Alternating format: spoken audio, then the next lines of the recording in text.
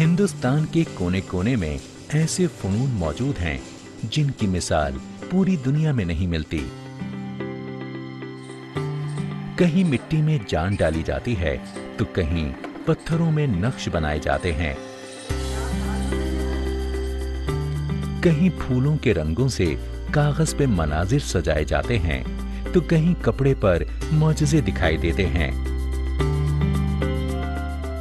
इन सभी कारनामों को देखकर हम मुतासिर होते हैं, लेकिन उन हाथों के बारे में ख्याल नहीं आता जिन हाथों में इन सभी फनून ने नशोनुमा पाई। हमारे इस खास प्रोग्राम सुनहरे हाथ के जरिए हमारी यही कोशिश रहती है कि हम आपकी मुलाकात ऐसे फनकारों से करवाएं जिनके काम को तो आप सराहते हैं, लेकिन उनकी शख्सियत से वाकिफ नहीं हैं। आज की कड़ी में हम जानेंगे एक ऐसी ही शख्सियत को। सादा मिजाज और बेपनाह हुनर की मालिक हैं मोहतरमा रेहाना बेगम, जिन्हें कपड़ों पर बागात खिलाने का हुनर हासिल है। तजुर्बे की लकीरों से रोशन ये चेहरा लखनऊ की गलियों की तरह कई दौर और रिवायतें अपने अंदर समेटे हुए है। इस सादा किरदार और बुजुर्ग शख्सियत के साए में आज इस शहर की बेहद दिलचस्प कारीगरी पनाह लिए हुए है। रेहाना बेगम चिकनकारी की दुनिया में एक ऐसी शख्सियत जिन पे सिर्फ उत्तर प्रदेश ही नहीं, पूरे हिंदुस्तान को फख्र है। आपकी पैदाइश साल 1952 में लखनऊ शहर में हुई।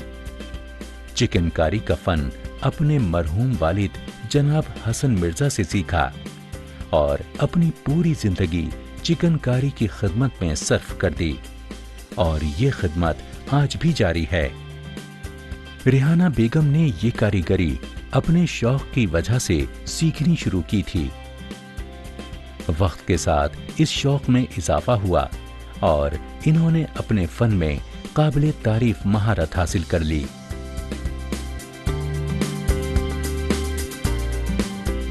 उन्नीस 1978 में इन्हें स्टेट अवार्ड से नवाजा गया।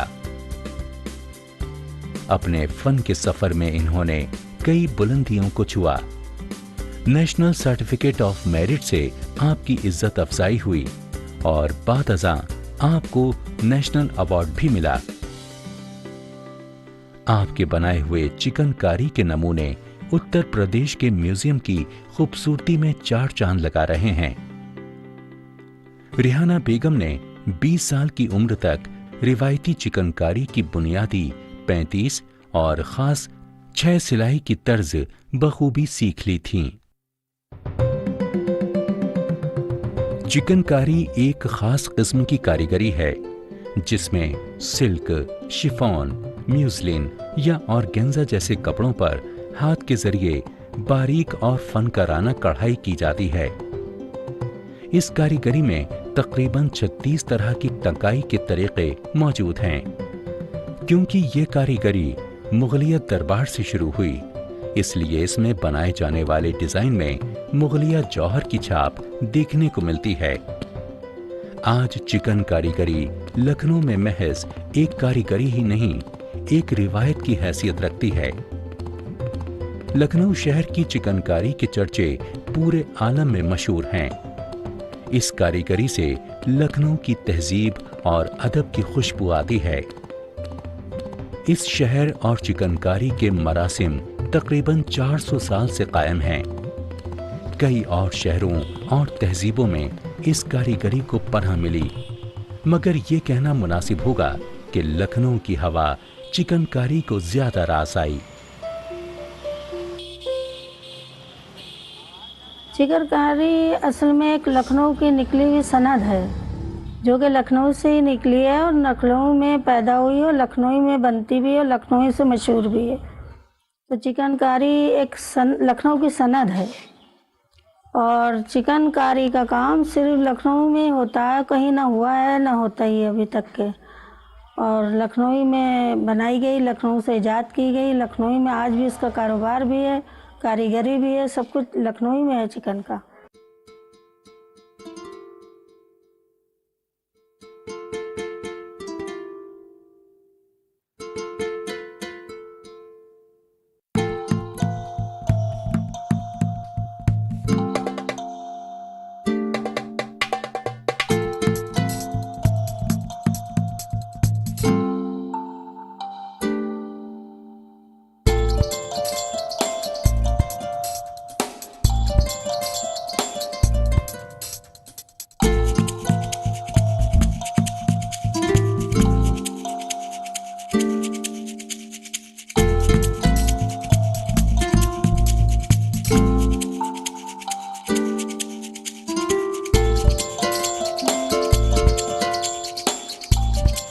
तारीख में चिकनकारी की इब्तिदा का मौजू जरा पेचीदा है।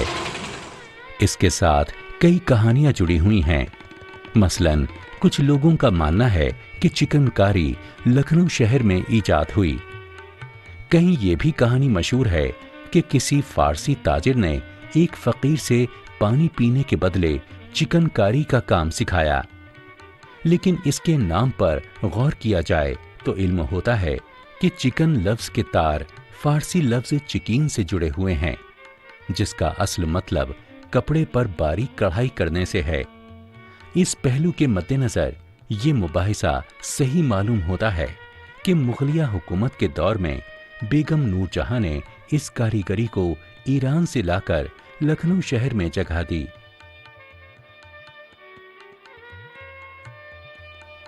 चिकनकारी का शुरुआती दौर मुगलिया हुकूमत की सरपरस्ती में गुजरा। फिर नवाबों के दौर में इस कारीगरी पर तहजीब और नजाकत का रंग चढ़ा और आज इस फन के बेहतरीन कारीगरों की निगरानी में ये रिवायत महफूज है। इन बेहतरीन कारीगरों में रिहाना बेगम एक खास मकाम और रुतबा रखती हैं। हालांकि मुगलिया दौर में ये कारीगरी सिर्फ मर्दों के हाथ में ही थी, लेकिन आज के दौर में इस फन के कारीगरों में बड़ी तादाद में औरतें भी शामिल हैं, जिनमें सबसे तजुर्बेकार कारीगर मोहतरमा रिहाना बेगम हैं। चिकनकारी का पेशा आज लखनऊ शहर के बड़े तबके को रोजगार फराहम कराता है। इस सनत के मैदान में एक नाम अनोखी चिकन का भी है। इस खास तर्ज की चिकनकारी की इजाद रिहाना बेगम के वालिदे मरहूम ने खुद की थी और रिहाना बेगम को इसके दांव पेच सिखाए। चिकनकारी के हक में अपनी खिदमात के लिए इनके वालिदे मरहूम को नेशनल अवार्ड से नवाजा गया था। जैसा कि हम वाकिफ हैं कि रिवायती चिकनकारी एक महीन तर्ज का काम है, लेकिन अनोखी चिकनकारी में आम चिकनकारी से भी महीन और बारीक कढ़ाई की जाती है। इसकी कढ़ाई इतनी बारीक होती है कि कपड़े की उल्टी तरफ देखा जाए तो धागे का उभार नहीं मालूम पड़ता और इसके डिजाइन की नौइयत का अंदाजा इस बात से भी लगाया जा सकता है कि इस कदर बारीक खुदाई वाले लकड़ी के छापे बनाना नामुमकिन है। आज के वक्त में रिहाना बेगम की सरपरस्ती में तकरीबन 8000 कारीगर काम कर रहे हैं, जिनमें अनोखी चिकनकारी जानने वाले कारीगर मौजूद नहीं हैं। रिहाना बेगम की दूरअंदेशी और पुख्ता इरादों का नतीजा ये है कि आज अनोखी चिकनकारी ने रिवायती चिकनकारी के साथ अपनी एक खास पहचान बनाई है। रिहाना बेगम अपनी औलाद के साथ मिलकर इस रिवायत को आगे बढ़ा रही हैं। हमने तो अपने पापा श्री हसन मिर्ज़ा साहब से सीखा। हमारे पापा ने अनोखी चिकन पहली बार हमारे पापा ने ईजाद की, उन्हीं ने बनाई और उसके बाद दूसरी बार हमने अपने पापा से सीखी अनोखी चिकन, तो दोबारा हमने बनाई। तो पहले हमारे पापा ने ईजाद की, फिर दोबारा हमने बनाई और अब हमारे बाद कोई अनोखी चिकन बनाने वाला नहीं है। और हमने ये काम शुरू किया था अपने पापा के साथ 13 साल की उम्र से। 13 साल की उम्र से पहले हटकटी और जाली बनाना शुरू की थी। उसके बाद करीब करीब 20 साल 22 साल की उम्र में फिर हमने एम्ब्रॉयडरी सीखना शुरू की। फिर पूरी उम्र में हमने एम्ब्रॉयडरी बनाई। तो करीब करीब हमको लग गए थे 30 साल लग गए थे रेडी होने में। जाली, हटकटी, एम्ब्रॉयडरी के सारे टाके सीखते सीखते 25 साल 30 साल लग गए थे बिल्कुल रेडी होने में। जब मेरे पापा को नेशनल अवार्ड मिला तो मुझे बड़ी खुशी हासिल हुई और मुझे बड़ा शौक़ पैदा हुआ कि मैं भी ऐसे ही काम करूँगी, ऐसे ही काम सीखूँगी और अपने पापा की तरह नेशनल अवार्ड लूँगी। तो उस शौक़ में मैंने मेहनत करके सीखा। तो मेरी मेहनत से मेरे पापा बहुत खुश होते थे। मैंने इतनी मेहनत से काम सीखा था कि मेरे पापा बहुत खुश होते थे। कहते थे बेटा तुम बड़ी तरक्की करोगी, बहुत अच्छा काम आगे करोगी, बहुत अच्छा मतलब नेशनल अवार्ड भी लोगी और भी अवार्ड लोगी। और वैसे ही हुआ कि फिर मैंने धीरे धीरे सारे अवार्ड लिए और बहुत अच्छा काम किया। फिर अनोखी चिकन बनाई मैंने, तो उससे मुझे बड़ी इज्जत और बड़ा नाम और बड़ी सब अफसरों की हेल्प मिली। हमारा हमारा ये आपका हैंडीक्राफ्ट बोर्ड ने हमको बड़ी हिम्मत दिलाई, बड़ा साथ दिया हमारा, हमको उन्हीं ने बड़ी सहायता की, हमारी साथ साथ मदद की। तो हमारा शौक़ बढ़ता गया, हम अवार्ड लेते गए, काम करते गए, अवार्ड लेते गए। रिहाना बेगम ने अनोखी चिकनकारी की तर्ज पे एक खूबसूरत नमूना तैयार किया, जिसे बनाने में इन्हें 3 साल का वक्फा लगा। क्योंकि इस कढ़ाई को करने के लिए जो रोशनी दरकार रहती है वो दिन के एक खास पहर में मयस्सर होती है, और इस तरह से जो नायाब नमूना तैयार हुआ उसके लिए रिहाना बेगम को हिंदुस्तान के कारीगरों को मिलने वाले सबसे अजीम एजाज से नवाजा गया, यानी आपको शिल्प गुरु का खिताब हासिल हुआ।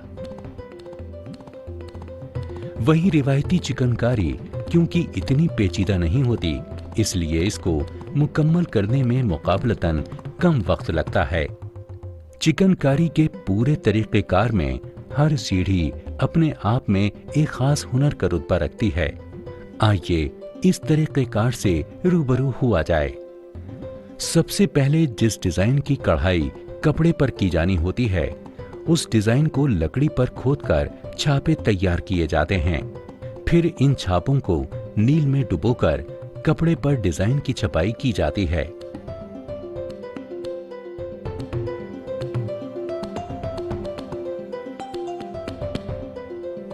इन छपे हुए डिजाइन पर कारीगर जिस तरह की कढ़ाई की जरूरत है वो किया करते हैं।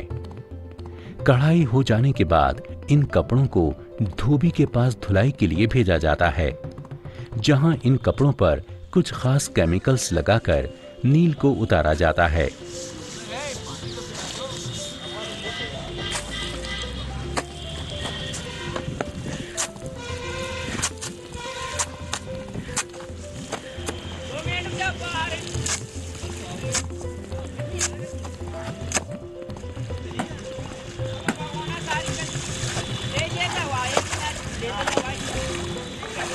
धुलाई के बाद ये कपड़ा मुकम्मल चिकनकारी का नमूना कहा जा सकता है।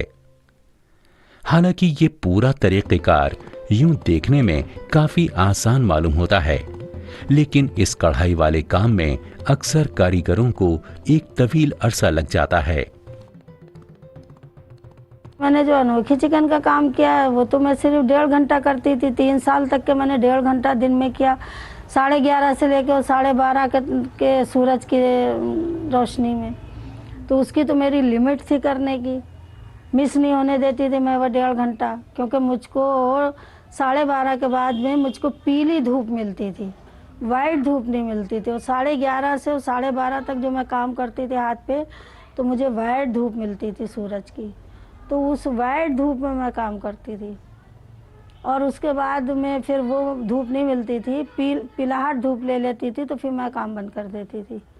तभी तो मुझको 3 जाड़े लग गए उसमें काम करने में।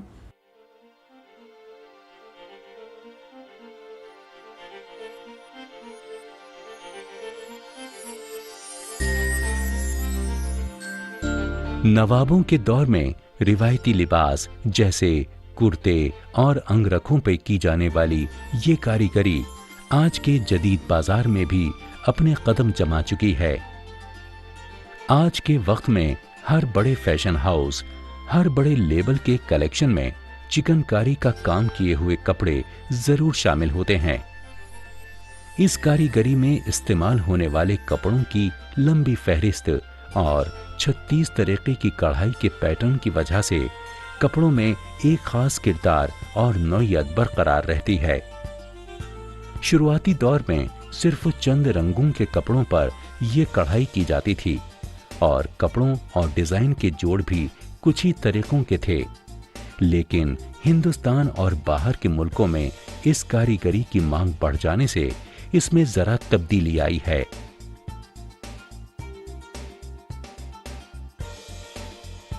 किसी भी फन के लिए ये बेहद जरूरी होता है कि जमाने के साथ साथ उसमें तदवीन भी होती रहे। कभी कभी फनकार कई वजूहात के रहते बदलते जमाने के साथ कदम से कदम नहीं मिला पाते। इस वजह से उनका फन एक मखसूस वक्त का ही होकर रह जाता है। आज के वक्त में नए नए ढंग के कपड़ों पर जदीद तर्ज के डिजाइन बनाए जा रहे हैं। पहले रेहाना बेगम जैसे कारीगर इन तब्दीलियों के हक में नहीं थे, लेकिन आज आपका मानना है कि बदलते दौर के साथ चलने में ही इस फन की बहाली है और साथ ही साथ रिवायती तर्ज की कारीगरी को खास तवज्जो देते हुए जिंदा रखा गया है। रिवायती फनकारी और आज के दौर के बाजार की जरूरत के बीच सही ताउन बनाने में दस्तकारी हाट जैसे इदारे सामने आए हैं और इस फन की बेहतरी के लिए जोरों शोर से काम कर रहे हैं। अब जब नवाबीनी खत्म हो गई और वो पैसा मतलब बंद हो गया कारीगरों का, तो फिर दुकानदारी शुरू हो गई, बिजनेस शुरू हो गई चिकन की। तो भी जैसे अब दुकानदार बनवा रहे हैं, कारीगर बना रहे हैं, जाके उनको जमा कर रहे हैं, वो पैसा दे रहे हैं, ऐसे इसकी रोजी रोटी की शुरुआत हो गई। पहले ये था कि जब तक नवाबीन थे, नवाब थे, जब तक नवाब ही बनवाते थे और साल भर काम करता था नवाब, उनको साल भर की तनख्वाह और पैसा देते थे, उनका खर्चा उठाते थे, तो कारीगर उनके ही काम पर भरोसे पर रहते थे, काम करते थे। तो अब वो चीज़ तो रही नहीं, पर अब तो सब दुकानदार और बिजनेस बन गई, बिजनेस चलने लगी। अब एक दूसरे से बिजनेस करते हैं, जैसे आपने हमको काम दिया, हमने बना के ला के आपको दे दिया, आपने उसका पैसा दे दिया, आपने आगे उसका बिजनेस किया। तो अब तो ऐसे कारोबार चलता है। अब तो हर करीब करीब बहुत लोग बनाते हैं, बहुत लोग इसका धंधा और बिजनेस करते हैं, ख़ासकर लखनऊ में।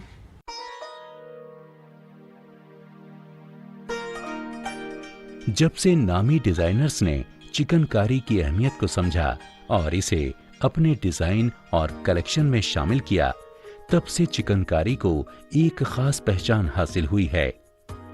आज चिकनकारी के साथ साथ कई डिजाइनर और लेबल्स का नाम जुड़ जाने से इस फन के हक में काफी फायदा देखने को मिला है।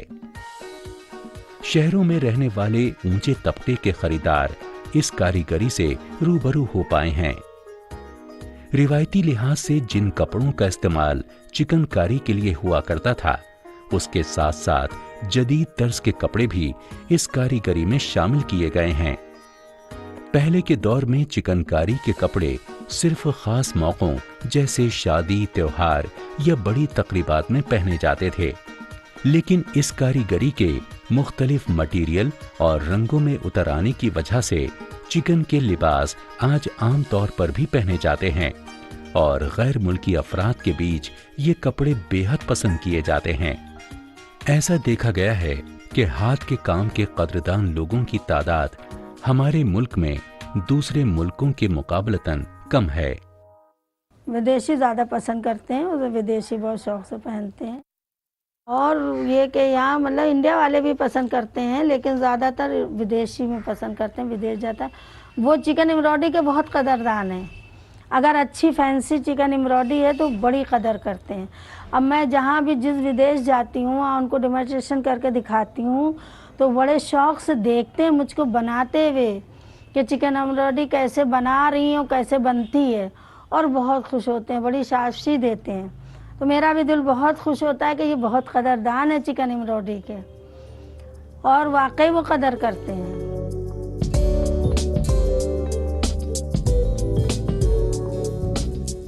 हालांकि चिकनकारी के हक में आज एक अच्छा दौर चल रहा है, क्योंकि इस फन के कदरदानों की तादाद में इजाफा हुआ है। साथ ही गैर मुमालिक में इस फन को एक खास पहचान मिली है। मगर इसके कारीगर और रेहाना बेगम जैसे सरपरस्त फनकार आज भी माकूल कदर अफजाई के मुंतजिर हैं।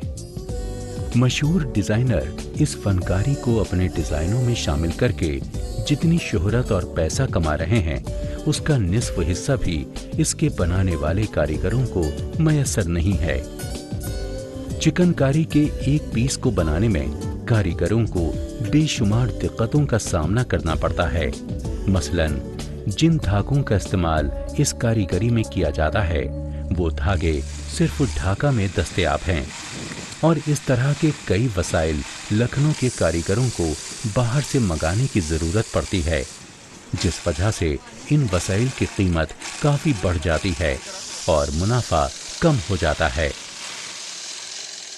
नहीं मिलता तो ये लखनऊ में है, कुछ धागे ऐसे हैं कि बाहर से आते हैं, जैसे आपका ढाका है, कलकत्ता है, यहाँ से आते हैं, लेकिन इसके धागे जितने भी चिकन में धागे यूज़ होते हैं वो मिलेंगे आपको चौक में ही, हमारे लखनऊ में मिलेंगे और कहीं बाहर नहीं मिलेंगे। दिल्ली बॉम्बे में आप चाहिए तो नहीं मिलेंगे।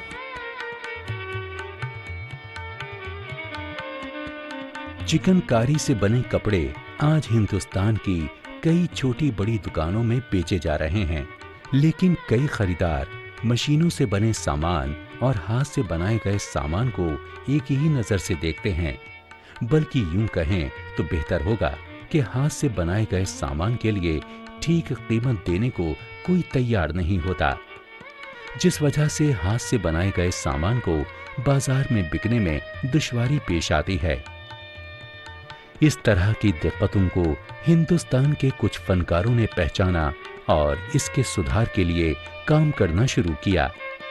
जनाब बाला सुब्रमण्यम भी इस तरह के साहिब हैसियत और पढ़े लिखे फनकारों में से एक हैं। Crafts are not being appreciated as much as it used to be. If you go to Delhi Hut, you'll know that everybody is bargaining with them. You know, so people should learn to appreciate the fact that it's got some intrinsic value, which you need to buy when you buy a product. And so when I work with artisans, I make sure that that comes across, as well as the utility of the product. And thereby it translates into difference into a sale. And when you say money coming in, they understand that it's valuable. You know, I worked with a craftsman in Kashmir, for instance, and they've been used to making products all over all these time. You know, and they look at it and say, what can you do something new in this?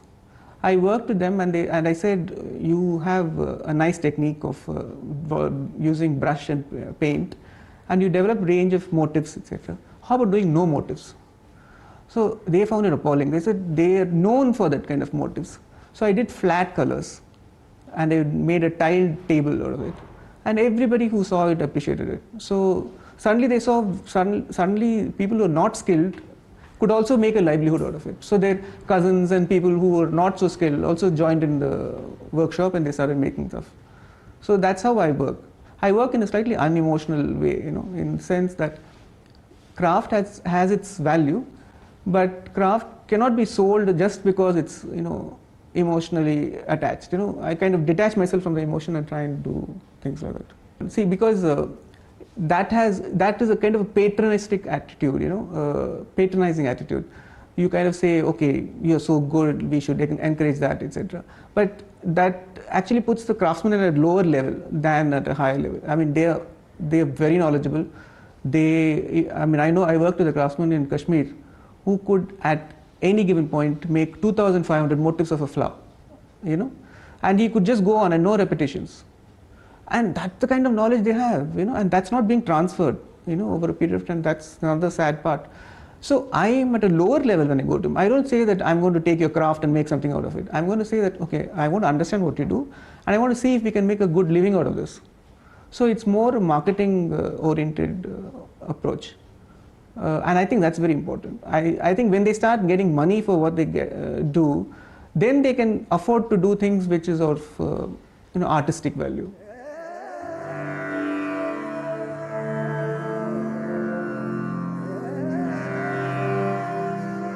Rihanna Begum ने इस कारीगरी को जिंदा रखने की हर मुमकिन कोशिश की है, चाहे वो अपनी औलाद को सिखाना हो या फिर दूर मुल्कों से आए तलबा को इसकी तालीम देना। इनकी कोशिश यही है कि जितनी ज्यादा तादाद में नई पीढ़ी इस कारीगरी को सीखे उतना ही बेहतर है। रिहाना बेगम का ये शौक आपकी जिंदगी का एक अहम हिस्सा और पहचान बन चुका है।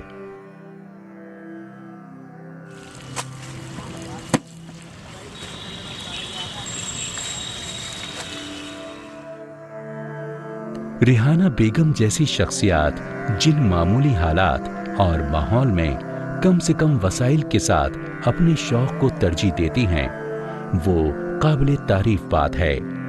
इस तरह फनून की हिफाजत और तरक्की के लिए आप जैसी ईमानदार फनकारा की जरूरत हमेशा इस मुल्क को रहेगी। तो इस सफर को जारी रखते हुए अगले एपिसोड में एक नई शख्सियत के साथ फिर से मुलाकात होगी। तब तक के लिए विदा।